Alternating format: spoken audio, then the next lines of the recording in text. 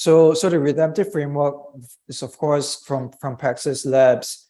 And the reason we talk about it is that when I and SE were first starting the ventures, of course, the first thing we look for is what's the right theology and framework to sort of ground us in this that also resonates with our target audience, right? And for us, it's a really specific group of brothers and sisters that we're targeting, and that's the Christian tech founder.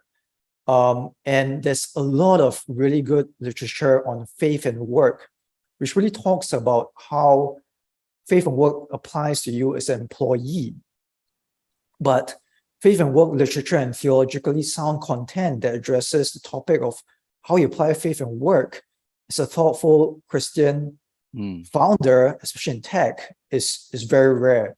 And Praxis is the one where when we first saw it, we said, yeah, this is it. Our founders will definitely understand it. So it's really a God-sent framework.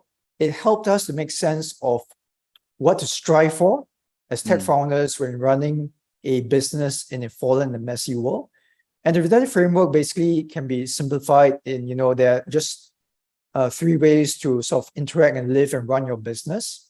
There's the exploitative versus the ethical and versus the redemptive, right? And the exploitative is all about, using the world for your personal benefit, right? Or your company's benefit. It's I win, you lose, right? Whereas so that's the exploitative. But there's a tension always because of the exploitative versus the ethical. And all of us strive to operate in ethical, right? And ethical really talks about let's cooperate. Let's get a win-win commercially beneficial outcome. Let me try to help the world through CSR. So that's the ethical world. But we believe that as Christian tech founders, we are called to do even more. We need to strive to go beyond the ethical towards the redemptive.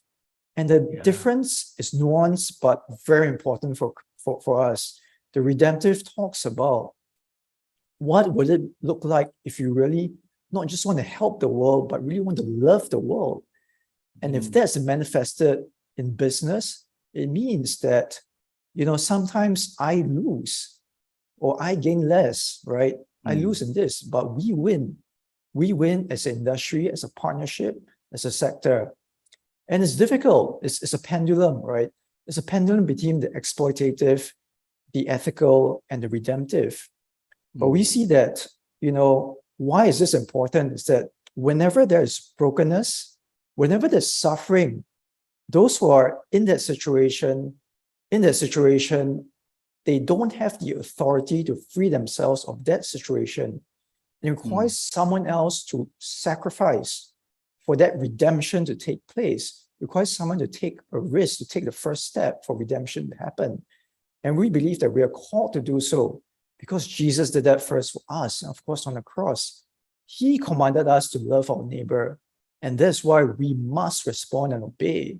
And to bring about redemption, to really, sort of change culture through our business ventures. That's what redemption is. And we believe that when such brokenness in the world comes up against humble, high capacity, redemptive entrepreneurs, and powered by God's work, amazing things happen. Mountains move, redemption at scale happens. And that's what we're looking for.